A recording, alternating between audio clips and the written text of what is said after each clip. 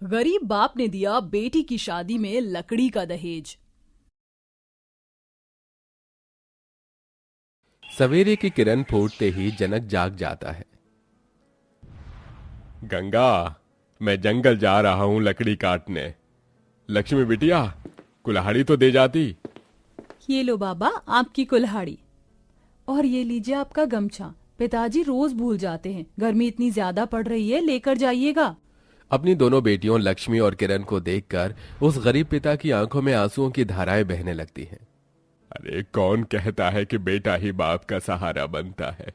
मुझे कोई दुख नहीं कि भगवान ने मुझे बेटा नहीं दिया, क्योंकि उसने मुझे हीरे जैसी दो बेटियां दी है।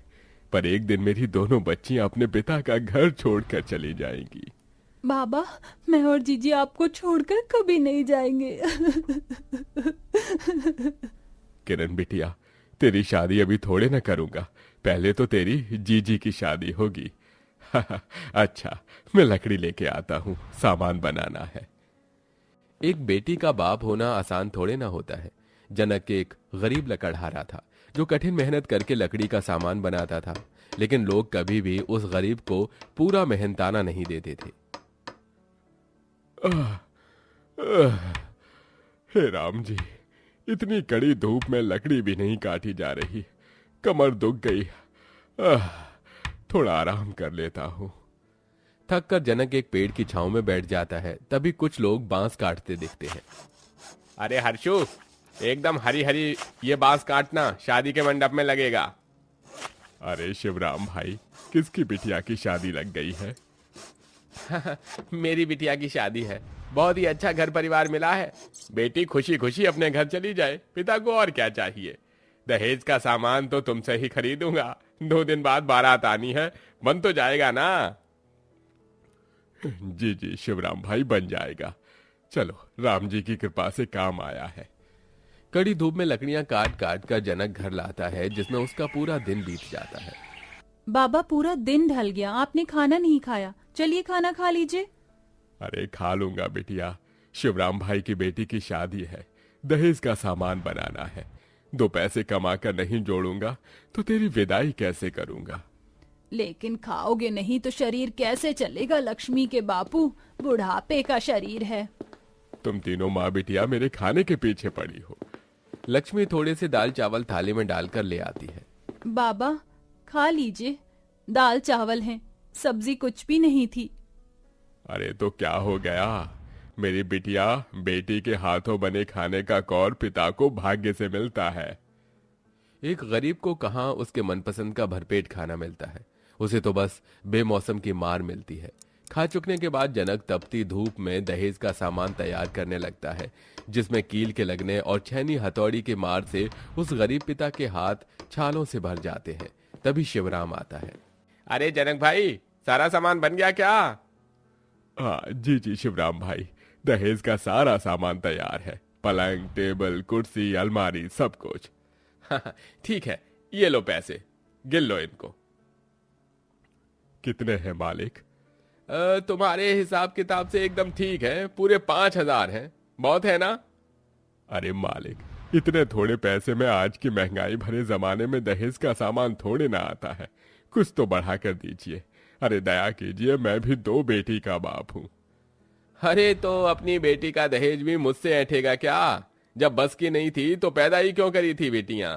लेख, मुझसे बैर तुझे बहुत भारी पड़ जाएगा। इसके बाद तेरे यहाँ कोई नहीं आएगा। इस डर से बेचारा गरीब जनक झूठी खुशी के साथ वो पैसे रख लेता है और रोते हुए कहता है, मालिक, आपने ठीक ही दाम दिया था।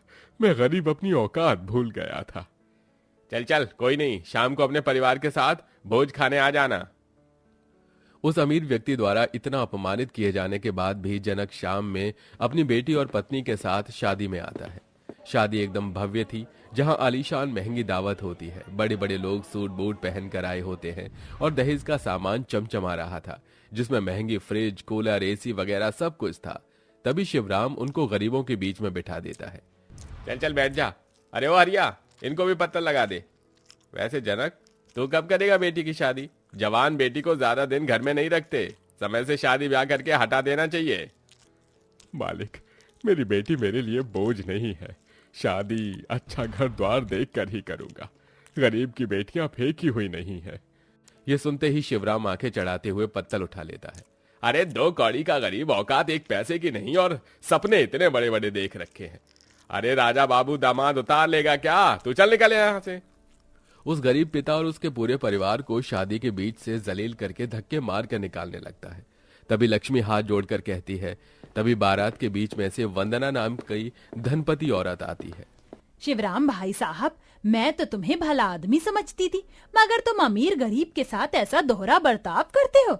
अरे जब यही करना था तो बेचारे इन गरीब को न्योता क्यों दिया? सबकी इज्जत होती है और तुम्हें कोई हक नहीं भरे समाज में किसी की इस तरह से इज्जत उतारने का।